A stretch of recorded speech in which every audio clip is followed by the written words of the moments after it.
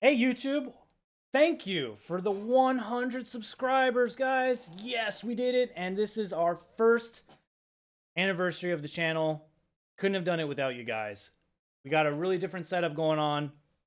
To let you guys know, for you guys who are going to be watching this video in the future, we do have a live stream going on at the same time. So we do have Twitch loaded up. We're live streaming a mukbang slash Q&A session today. That is the goal for today's video for YouTube. So again, I want to thank all the people who have subscribed to me, drop comments, likes, shares, all of that. All the people on Twitch who are watching live right now, thank you. Thank you so much, guys. I really appreciate it. I couldn't have done it without you guys. So I'm very excited to be here. Very excited to do this video.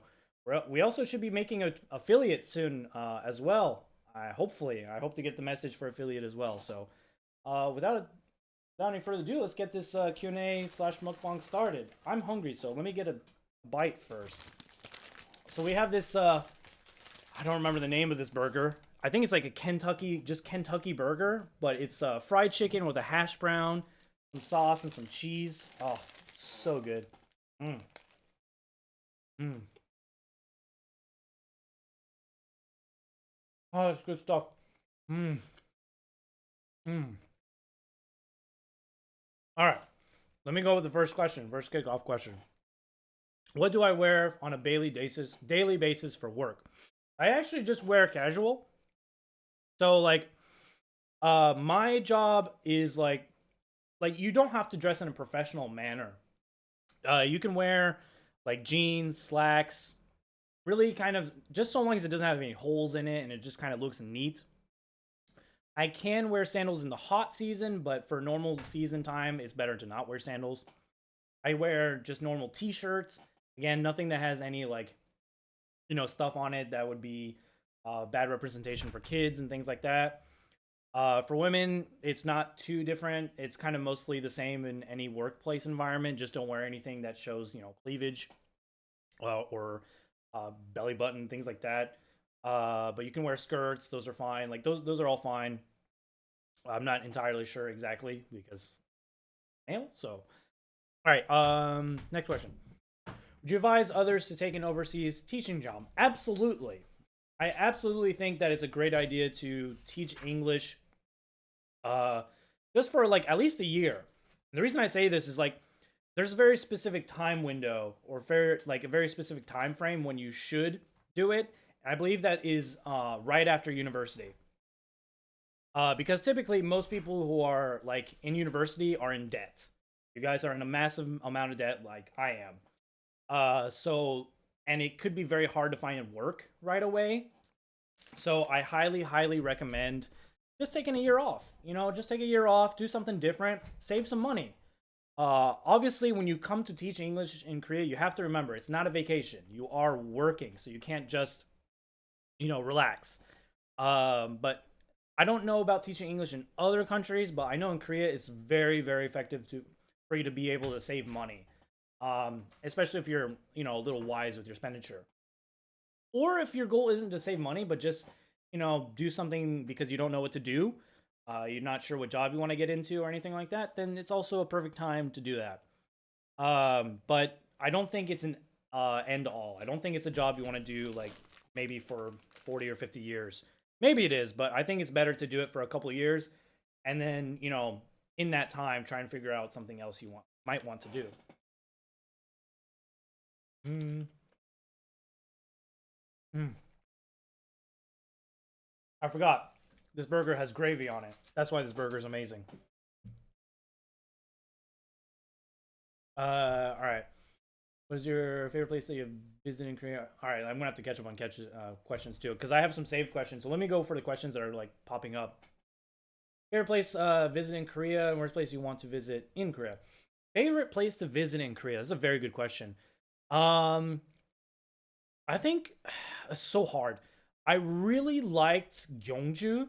Gyeongju, I don't know what it is about Gyeongju. Gyeongju is just such a beautiful area, but it's vastly different from the city because it's like the cultural center, epicenter of Korea. Like that's where the one of the oldest kingdoms was stationed, Shilla Kingdom, and you can find a lot of artifacts and a lot of history and it's very extremely beautiful and relaxing. So I really like going there. I've been there twice now, and it's always a good time. There's not much to do if you've been there 2 or 3 times, but it's just really pretty. Um, we're in debt from higher education, so we don't.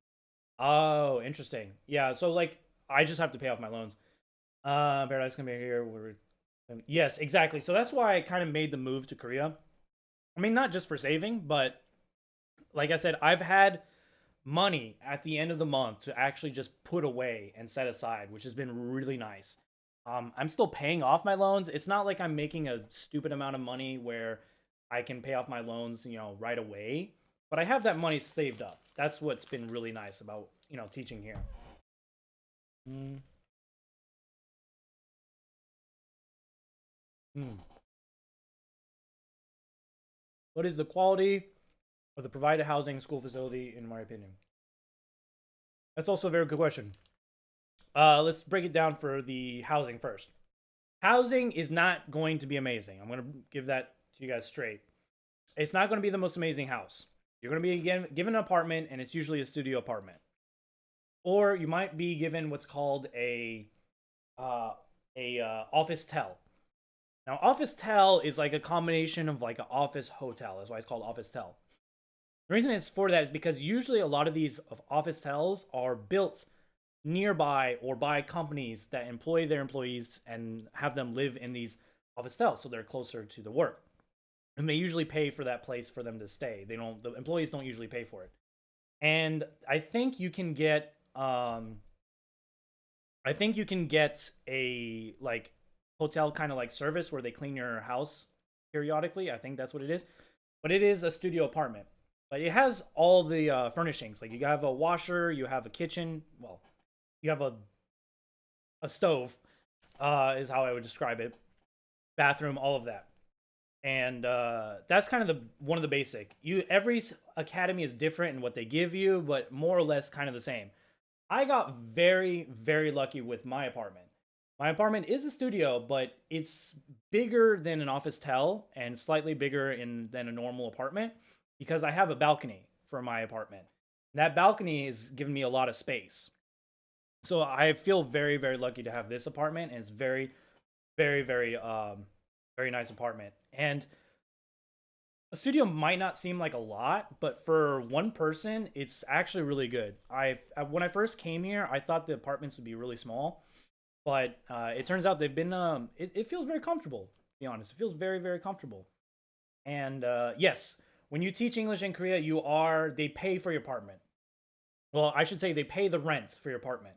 You still pay the utilities, the Wi-Fi, and all that, but yes, they pay for your apartment. So it's a very, very, very good perk, which I probably forgot to mention. In teaching English, you get a lot of good perks aside from being able to save money. And then the same opinion for the school facility. Let me eat first before I get to that.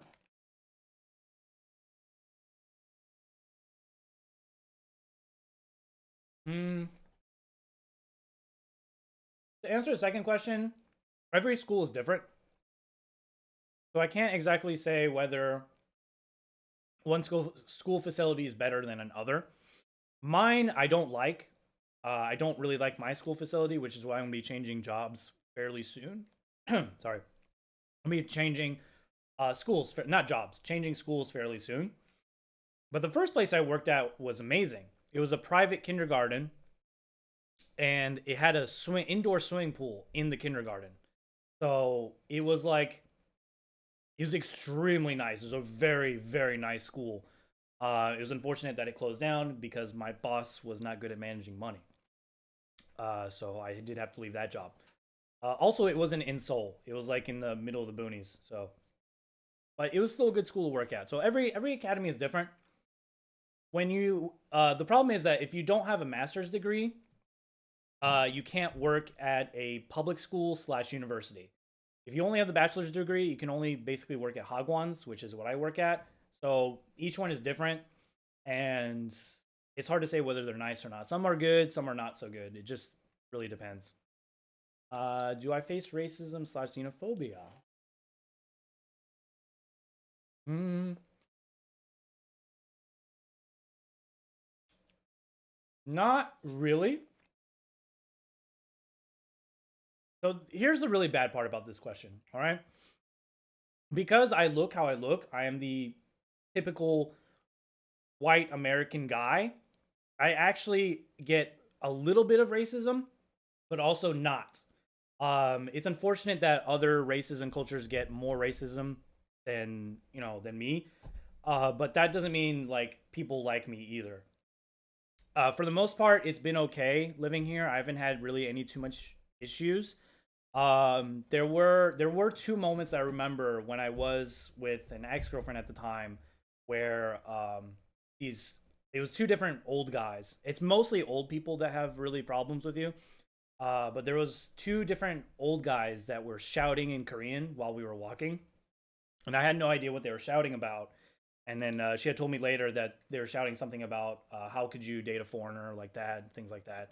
So there are some like older people that really don't like foreigners, and I think it's the same with some old people in any country. They're just not used to having people from different country in their country.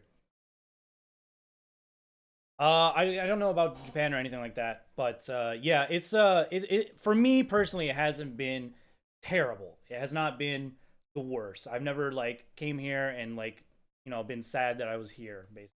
Um, so that's kind of my opinion on that. But I think it really depends um who you are, really. Hmm.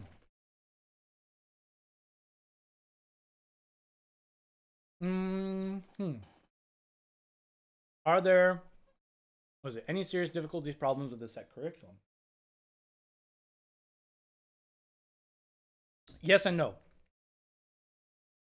Again, it depends what academy you work for. My academy, I choose the textbooks. So I set up like I go and choose the textbooks. I don't pay for them. I just go look for textbooks that I think are going to be appropriate for each class I'm teaching, and I can design the lesson however I want that way. And then there are other Hagwons slash academies that you have to work with the curriculum you're given. I've done both. I work for academy where I had to follow the curriculum, and then I have this academy where I do my own uh, books or curriculum.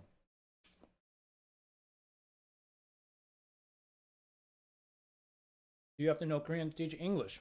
No. It's actually preferred that you don't know Korean. If you don't know Korean, it's better because they don't want students interacting with you and speaking Korean. Hmm. How is the relationship overall atmosphere between foreign teachers and Korean teachers and Korean administrators? That's a good question too. Um, with my coworkers, I don't have any issues with them. Like, I've never had any problems with any of my Korean coworkers. There's no drama or hate or dislike or anything like that. I don't have the best relationship with some of them either. It just means I'm not particularly close. There are, well, now at my current job, there's exactly one teacher that I'm pretty close to. There used to be two, but she left.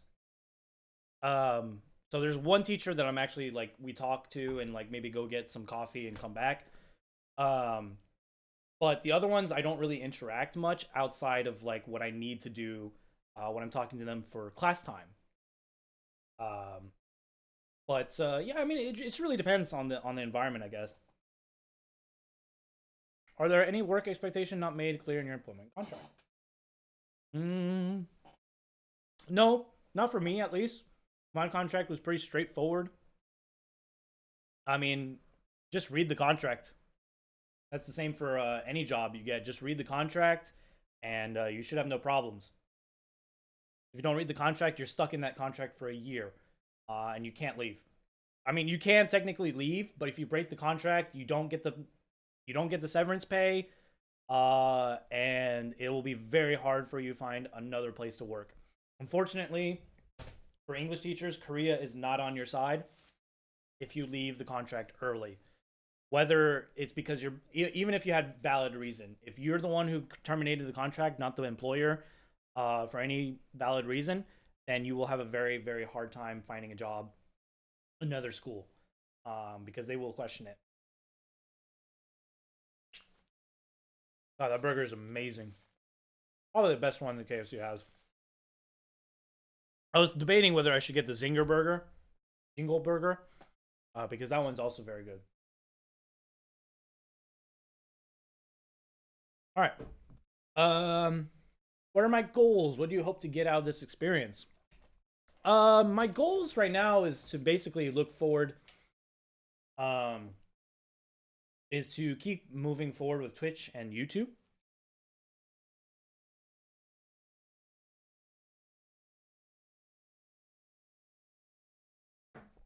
I really, really want to push those. And so teaching English in Korea gives me time to like just kind of save money, enjoy my life, and focus on things that are important to me, and just kind of try to do and like work towards what I really want to do, basically.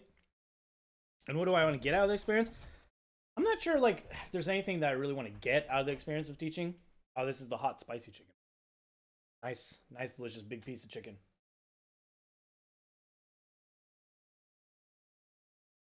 Mm, but I do know I don't want to teach English forever. That's for sure. But this might be a good time to announce. I'm not sure if it's a good time to announce or not, because I've been waiting to get a job position back first. But in March, I plan to leave Seoul. I will be moving to Busan. Um, that's like the next step, I guess. I definitely plan on leaving Seoul to go teach English in Busan. I want to spend like a year or two there, like experiencing a different city, filming more videos, Twitch, and all of that, giving a different perspective from a different city. That's the next step, I guess. What were my startup costs in order to get to Korea and begin working? Zero. Believe it or not, I came to this country broke. Dumbest financial decision I've ever made in my life. I have both times I've come to visit Korea was when I was broke. So the first time I came to Korea was when I was an exchange student. I came to Korea as an exchange student through my university, and I pretty much had to like go into debt to make enough money to take education in Korea. And then once I was in Korea, I got a job. So I worked as a bartender and English teacher. Uh, going to so I had like two jobs essentially, but the English teacher job was not really a full time job. More of the bartending was, and it still wasn't enough to really support. So it was rough. It was rough for the for the time that I was a college student. When I came back again, I had some money, but not a lot. And at the time, if you guys have seen my YouTube video where I had my ARC documents sent to Korea or North Korea, that was a time because at my previous job, I was technically working as an illegal. I didn't have a visa. Well, I had the travel visa. I didn't have the official work visa, and so my boss paid me in cash. I got all my money in cash, because she couldn't pay me, direct deposit. It was impossible because I didn't have an ARC. So it took a while to get my money after the first month of working, and on top of that, even if I got paid in cash, again, my boss had real issues with the business, so she paid everybody late. I never got paid on time at the last job. It would be lucky if I got my money like a week after the normal payday. So sometimes it would be a month, like a month later, till I got a paycheck. So the first year was pretty rough being here. I want to be in all honesty.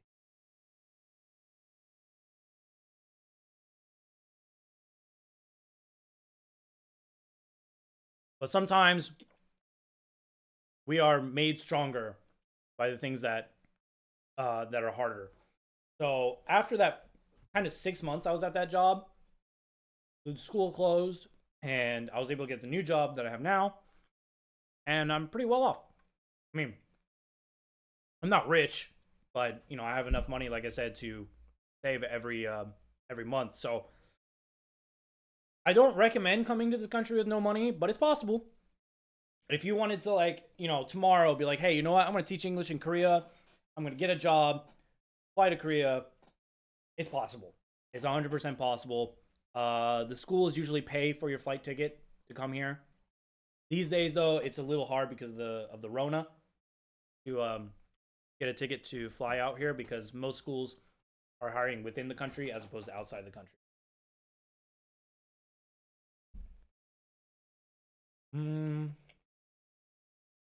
Hmm. How did I meet my girlfriend? What did we do for the first date? Can I answer that question?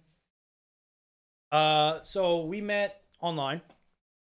We were talking for a little bit over Snapchat, and then one day I was like, I was supposed to hang out with a buddy of mine. Like we originally, he was supposed to come over to my house, and we were supposed to like just hang out, play some games, make some food, all of that. But kind of like last minute, or maybe a day or so before, he messaged me saying he couldn't make it because he got sick. So I was like, all right. So I tried messaging her and then trying to see if she was available because on Saturday, since he was not hanging out, I needed to do some clothes shopping. I was like, hey, I need to do some clothes shopping. Want to go to the mall? Do you want to join me? I could get a woman's opinion on, you know, what style would be good, like what clothes I should wear. And so she said yes. So we met up at Lotte Tower or Lotte Tower Mall, and we just kind of hung out at the mall. We, you know, she helped me with some clothes shopping. We had some lunch together. Went to a cafe, kind of basic normal stuff. And then I played the smooth moves of as a chef. I laid it on thick. So I said, "Hey, do you like Mexican food? I can make some nachos if you want. Like I'll make some food if you want to come over to my house." And she said yes, and then that's pretty much it from there. Kind of my hot tip: learn how to cook. You learn how to cook, you get all the ladies. So yeah, that's how that happened. That's so cute. Thank you, thank you. That's my best recommendation for that. Let me try this new chicken that they got. Very curious about it. I don't even know what flavor this new chicken is. I just kind of looked at it and I was like, oh, sure, why not?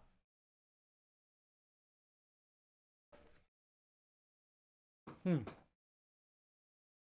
Oh, that's really fucking good. Thanks for letting him answer. I think it's fine. Hmm. It has like a curry flavor. What is my favorite Korean dish? That's like an impossible question. I used to say jeukbokum. Jeukbokum is a stir-fried spicy pork. That was the number one dish I would eat. Hmm. But now,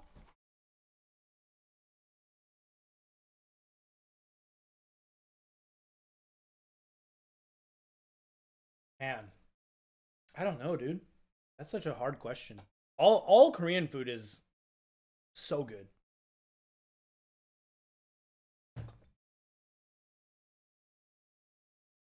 Ah, this isn't exactly a Korean dish, so I might have to give you a different answer.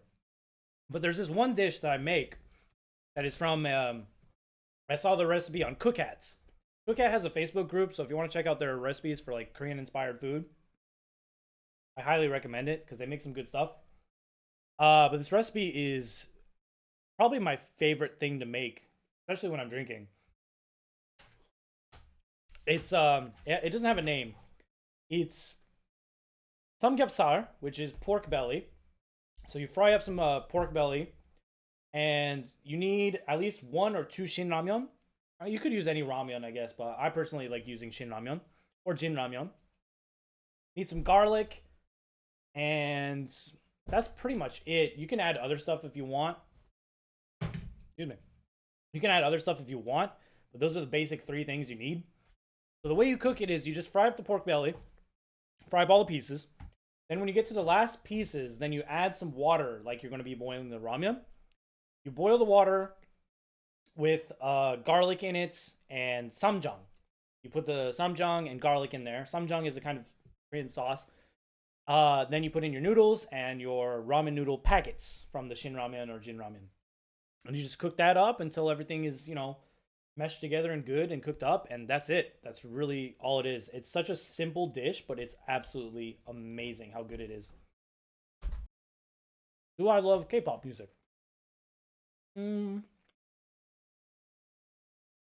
조금요. So. I mean, I'm not as obsessed with it as like some people are when they come here to Korea. Like I've had a few friends who come to Korea because they specifically like K-pop, and that's fine. That's totally fine if they really like K-pop and they love doing all that stuff. I mean, there's no better place than in Korea to be, obsessed with K-pop. It feels corporate. It is. It 100% is. K-pop, but that's the thing. It's just like any business. K-pop sells, and they have nailed down the formula to how to groom and dress their stars to be the best they can be to attract the most amount of people. It very much is. There are some groups that are less corporate-y because they're on their own and they're not particularly affiliated with the group. They kind of make money outside of it. But even if that's true or the case, it's the same with any business. It's like it doesn't really bother me. I'll listen to their songs and I'll support them or whatever, but I mean, I don't go out of my way to get a K-pop album or anything. I just use Spotify, and that's how I listen to K-pop. So, there are some people I particularly like. For groups, I like, or singers, I should say, I like J Park, I like G Dragon. Taemin is slaps. If you want some some mood music, Taemin is the way to go. Who else? I mean, I like most of the girl groups. Sistar, well, Sistar's a bit of an older one. Blackpink. Like, there's so many groups to like, and it's not because I like them as individuals. It's mostly like I like some of the songs that they have, mostly. So, yeah, I like K-pop, but yeah, just not like the most amazing thing in the world.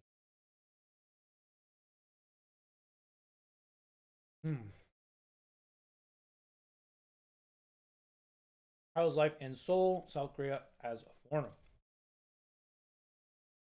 As sad as it sounds, again, kind of with the xenophobia thing.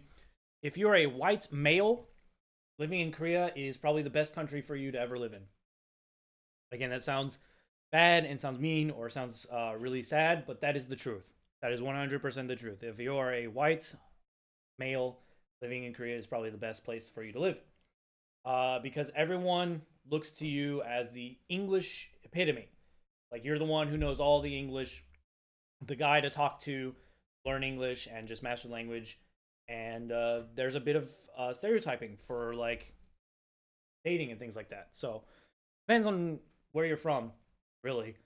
But other than that, living in Seoul, like the living life is very, very good in my opinion. Depends what job you do. If you're teaching English, like um, the what is it? The job itself helps you live in Korea very well. As I said, you get your apartment paid for. Utilities are very cheap, and in my opinion, utilities are very, very cheap to pay for. Wi-Fi is very cheap, and Wi-Fi is free if you're not, at your home. There's just public free Wi-Fi you can use. Phone bill is very cheap. Like most things that are convenient are very cheap. In Korea or Seoul, I should say Seoul in general, is a very convenient city. You've got convenience stores that are open all night. You've got restaurants. With the Rona going around, it's not the same thing. But a lot of restaurants outside of Rona time are open very late. What else? Mm, there's so much to do. There's, I mean, that's why I do YouTube. I record everything, and there's a gross amount of things to do in Seoul. There's just so many, so many, so many things. Especially if you start making friends. Like alone, it's kind of hard to say this. When you come to Korea, you can't be alone. And I say that because Korea loves like couple stuff, not like as in relationships, but like doing things in groups. A lot of places, restaurant wise especially, won't let you in until unless you have like at least another person with you. They don't. Some places don't let you eat alone, for example. Mm.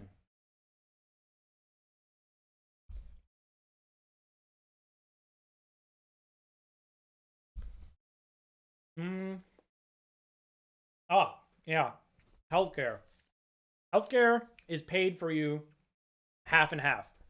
So your employer pays half of your healthcare, you pay the other half, and I pay like $40 for healthcare. It's really stupid cheap for healthcare. Of course, there are better. I get the most basic one.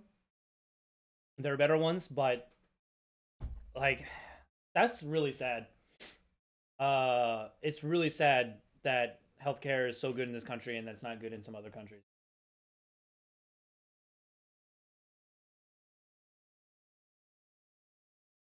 It should be good in every country. Mm.